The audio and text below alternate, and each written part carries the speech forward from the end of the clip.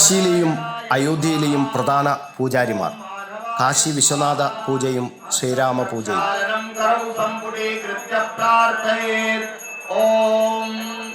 വിഷ്ണവേ നമഃ, മധുസൂദനായ നമഃ, ത്രിവിക്രമായ നമഃ.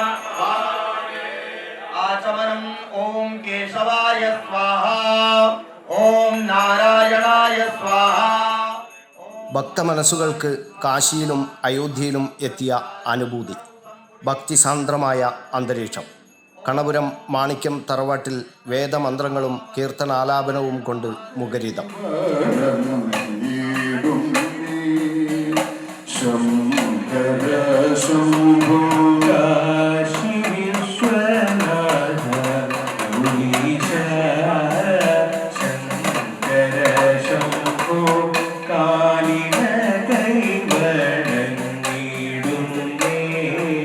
കാശി വിശ്വനാഥ ക്ഷേത്രത്തിലെ മുഖ്യ പൂജാരി ആചാര്യ ശ്രീകാന്ത് മിശ്രയുടെ കാർമ്മികത്വത്തിലാണ് കാശി വിശ്വനാഥ പൂജ നടന്നത്. ആചമനം ഓം കേശവായ സ്വാഹ, ഓം നാരായണായ സ്വാഹ, ഓം മാധവായ സ്വാഹ. ഹസ്തപ്രക്ഷാളനം കരൗ സംപുടീകൃത്യ പ്രാർത്ഥയേത്. ഓം വിഷ്ണവേ നമഃ, മധുസൂദനായ നമഃ. അയോധ്യ ശ്രീരാമക്ഷേത്രത്തിലെ മുഖ്യ പൂജാരി സന്തോഷ് തിവാരിജി ശ്രീരാമ പൂജയ്ക്ക് കാർമ്മികത്വം വഹിച്ചു.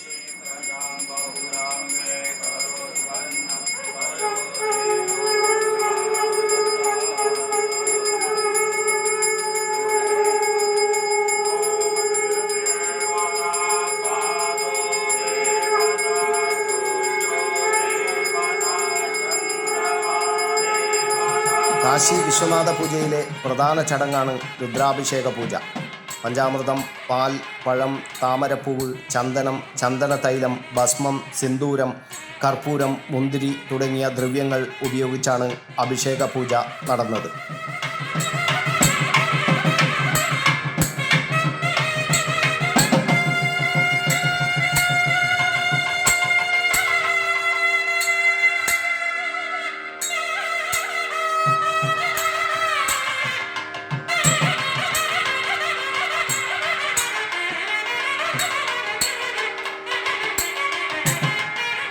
മുഖ്യപൂജാരി ശ്രീകാന്ത് മിശ്രയുടെ കാർമ്മികത്വത്തിൽ 5 ആചാര്യന്മാർ ചേർന്നാണ് കാശി വിശ്വനാഥ പൂജ നടത്തിയത്.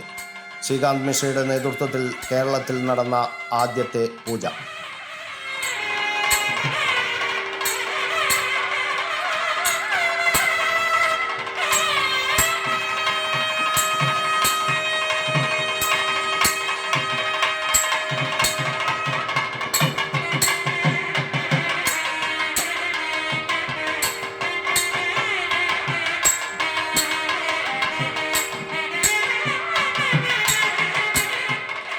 മാണിക്യം തറവാട്ടിലെ പൊയിൽ കാർത്തിയായനിയമ്മയുടെ മകൻ രമേശ് നമ്പ്യാരും ഭാര്യയും പൂജയുടെ യജമാന സ്ഥാനം അലങ്കരിച്ചു.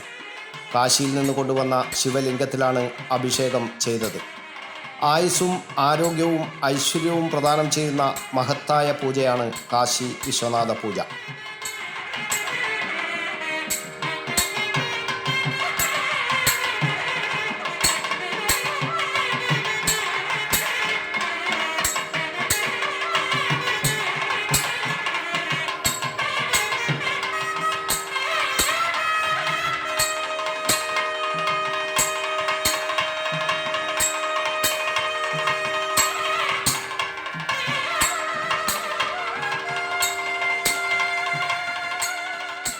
കാശി വിശ്വനാഥ പൂജയ്ക്ക് ശേഷം ശ്രീരാമ പൂജ നടന്നു.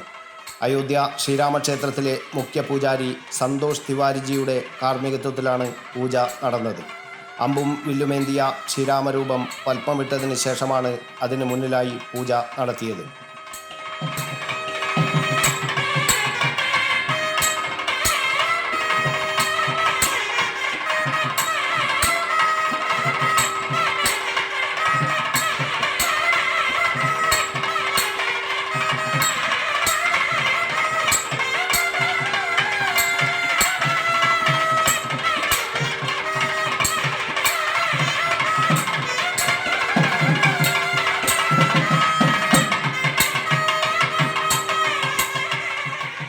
അയോധ്യ രാമക്ഷേത്രത്തിലെ പ്രധാന പ്രതിഷ്ഠയായ ശ്രീരാമൻ്റെ ബാലരൂപമായ ഭഗവാൻ രാംലല്ല വിരാജ്മാൻ്റെ സാന്നിധ്യം കുടികൊള്ളുന്ന വിഗ്രഹത്തിലാണ് പൂജാദ്രവ്യങ്ങൾ അർപ്പിച്ചത്.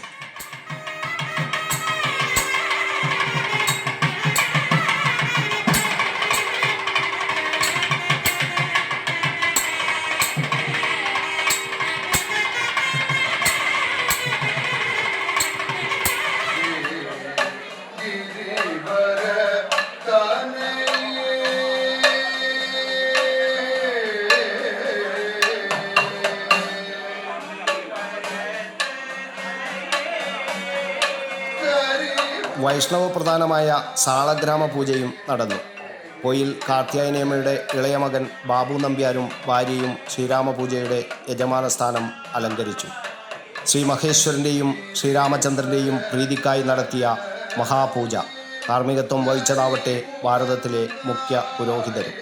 പൊയിൽ കാർത്യായനിയമ്മയുടെ 3ാം ശ്രാദ്ധ ദിനത്തോടനുബന്ധിച്ചാണ് ചടങ്ങുകൾ നടന്നത്.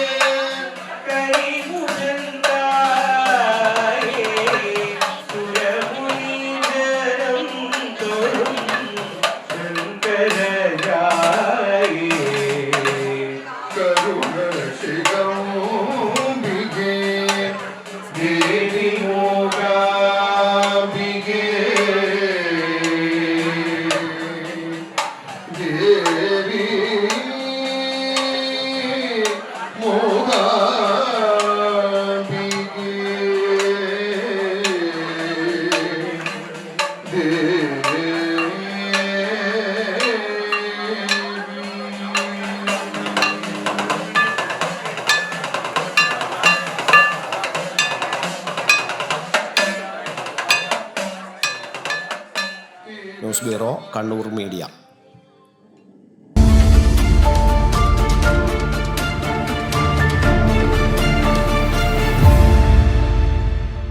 ശരി, പറയും എന്താ ഇങ്ങനെ പ്ലാൻ?